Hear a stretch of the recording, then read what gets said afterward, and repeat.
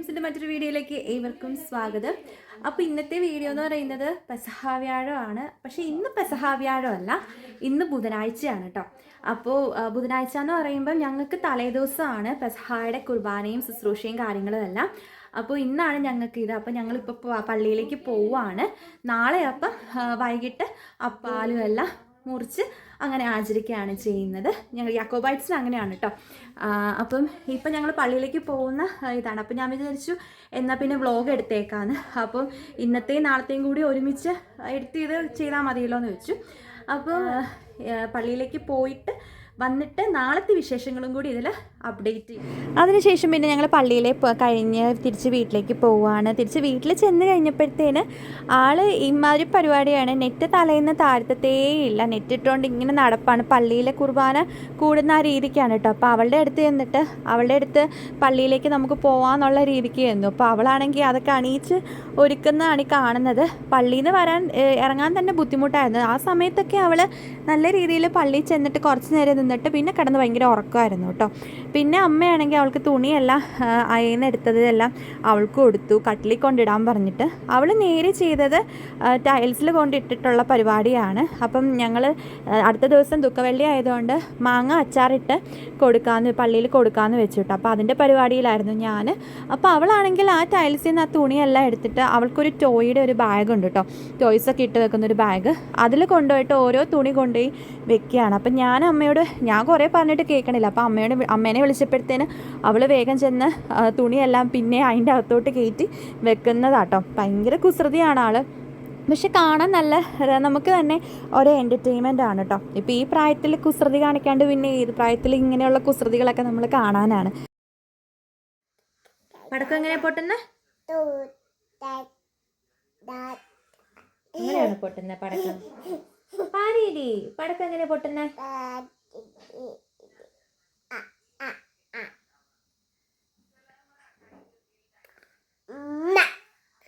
ഭയങ്കര സ്നേഹമാണല്ലോ.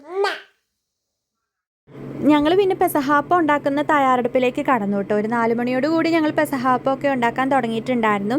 അപ്പോൾ അവളുടെ കൈ എന്തായാലും എല്ലാത്തിലും പതിപ്പിക്കുന്നതാണ്. അപ്പം ഇതിലും പതിപ്പിച്ചേക്കാം എന്ന് വെച്ചിട്ട് അവൾ കൂടിയേക്കാണ്.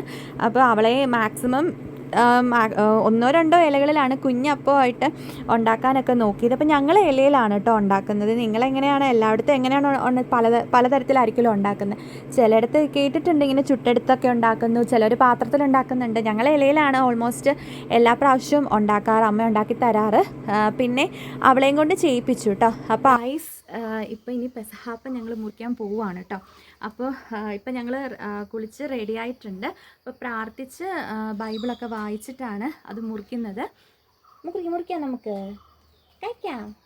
അപ്പോൾ പ്രാർത്ഥിച്ച് ഞങ്ങൾ ബൈബിളൊക്കെ വായിച്ചിട്ടാണ് പെസഹാപ്പം മുറിക്കുന്നത്. അപ്പം വീട്ടിലെ കാരണവരാണല്ലോ, അപ്പോൾ പപ്പയാണ് പെസഹാപ്പം ഞങ്ങൾക്ക് എല്ലാ പ്രാവശ്യവും ഇങ്ങനെയൊക്കെ തന്നെയാണ് എല്ലാവരുടെ വായിൽ വെച്ച് കൊടുത്തിട്ടാണ് പെസഹാപ്പം മുറിച്ച് ചെയ്യുന്നത്. അപ്പം ഞങ്ങളുടെ എല്ലാവരുടെയും വായിൽ വെച്ചിട്ട് പപ്പ തന്നിട്ടുണ്ടായിരുന്നു. അപ്പോൾ അവൾക്കും കൊടുത്തിട്ടുണ്ടായിരുന്നു. അവൾക്ക് അത്ര അങ്ങോട്ട് ആ ഒരു വാ കഴിച്ചു എന്ന് മാത്രമേ ഉള്ളൂ, വലുതായിട്ടൊന്നും കഴിച്ചൊന്നും ഇല്ല കേട്ടോ ആൾ. പിന്നെ ഞങ്ങൾ സന്ധ്യയ്ക്ക് മുന്നേ ആണ് പെസഹാപ്പം ഞങ്ങൾ മുറിക്കുന്നത്. ബാക്കി എല്ലായിടത്തും എങ്ങനെയാണെന്ന് എനിക്ക് അറിയില്ല കേട്ടോ. ചിലവരൊക്കെ കേട്ടിട്ടുണ്ട് 7-8 ആ ഒരു ടൈമൊക്കെ ആകുമ്പോഴാണ് മുറിക്കുന്നത്. ഞങ്ങൾ നേരത്തെ മുറിക്കും. അപ്പം ഇതാണ് പെസഹാപ്പം, ഞങ്ങളുടെ പെസഹാപ്പം പാലെന്ന് പറയുന്നത് കേട്ടോ. പിന്നെ അത് കഴിഞ്ഞ ശേഷം ഞങ്ങൾ ഇച്ചായനോട് പറഞ്ഞിട്ടുണ്ടായിരുന്നു പെസഹാപ്പം മുറിക്കുമ്പോൾ വരണമെന്ന്. അപ്പം ആൾക്ക് തിരക്കായതുകൊണ്ട് അന്നേരം വരാൻ പറ്റിയിട്ടുണ്ടായിരുന്നില്ല.